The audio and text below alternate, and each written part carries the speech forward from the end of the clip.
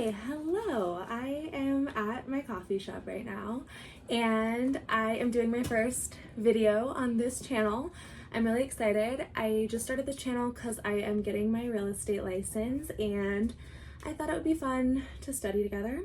So I thought today, I made these flashcards and I thought today it'd be fun to do like 10 flashcards together. Now, most of these flashcards are vocabulary because I have heard that the exam is kind of like a glorified vocabulary quiz, so you really need to know your vocabulary. So there is a lot of vocabulary on here, but there's also some other questions. The blue stars are like questions, the yellow stars are vocabulary, and then the pink/purple stars are math, which I only have like 2 of those. Okay, so let's do 10 of these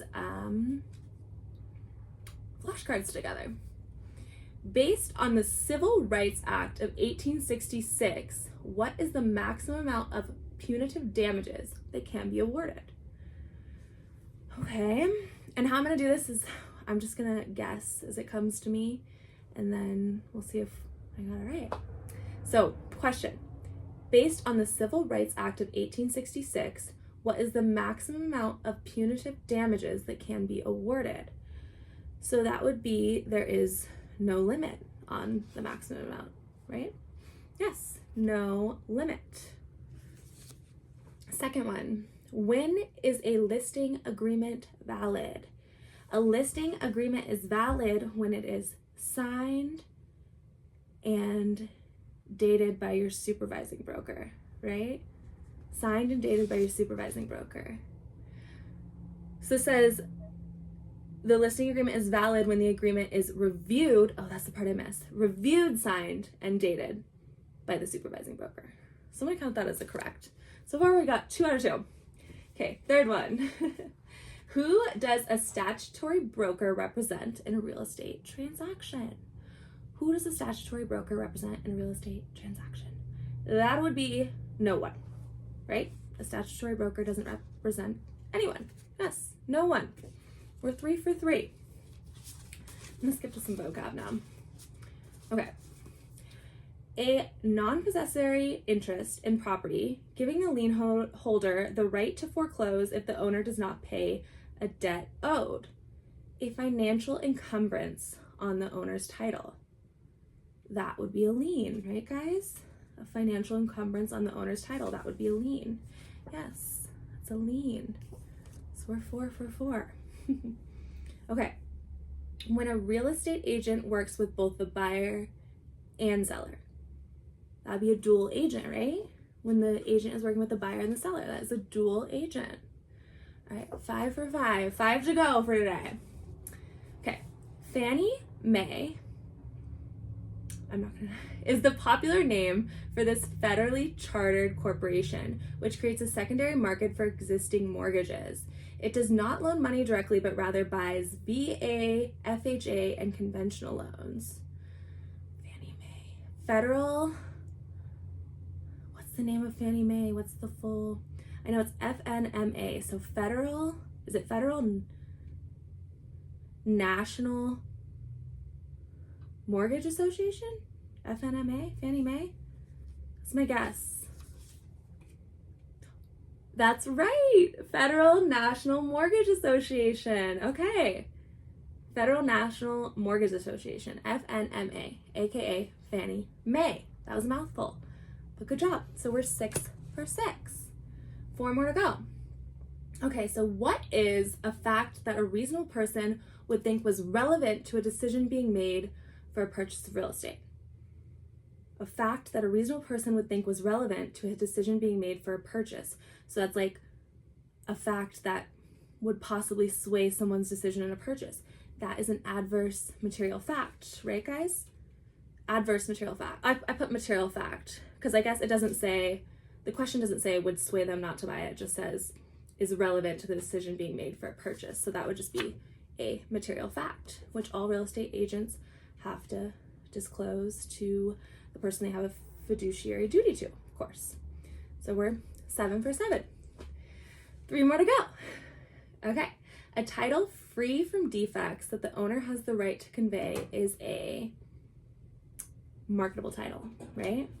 A title free from defects that the owner has right to convey. Yes. Marketable title. Okay. What law, so is that 8 for 8? We're 8 for 8. 2 more. What law requires lenders to limit the amount of funds that can be held in reserves? What law requires lenders to limit the amount of funds that can be held in reserves? Ooh, that's a hard one. What law?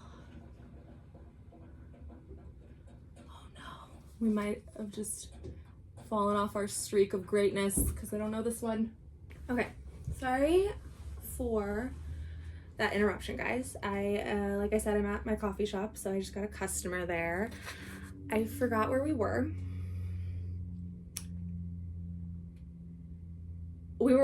Did we just do this one? A title free from defects that the owner has the right to convey, marketable title. Okay, yes, we were on this one. Sorry, guys.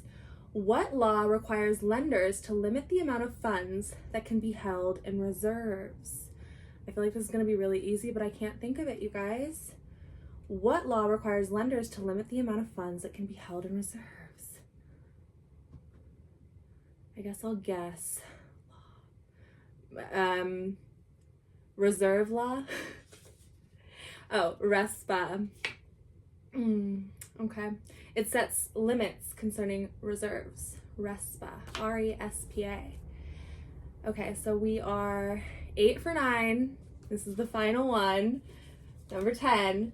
Okay, the valuation principle that says having nicer, more expensive homes nearby can increase the value of a property. That would be the principle of progression, right? Yes, principle of progression. So that's 9 for 10. So let's do one more. Oh, I'm getting a customer again. Okay, sorry for that interruption again, guys. Another customer, not complaining, love business. But I was just saying we're gonna do an 11th bonus flashcard today for my first ever video. So let's do the bonus one. See if we can get 10 for 11. So, a type of less than freehold estate where a tenant continues to occupy the property after the lease or rental agreement has ended. Essentially a deadbeat tenant. What is that? What is that called? A type of less than freehold estate where a tenant continues to occupy the property after the lease or rental agreement has ended. That would be a tenancy at sufferance, right?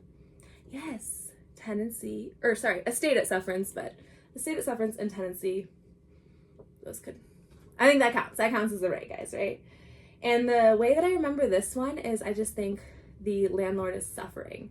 So I would say, oh, it's a tenancy at sufferance because the landlord is suffering because this tenant won't get, out of their, or off of their property that they no longer have a lease on, right? So just remember the landlord is suffering. It's an estate at sufferance.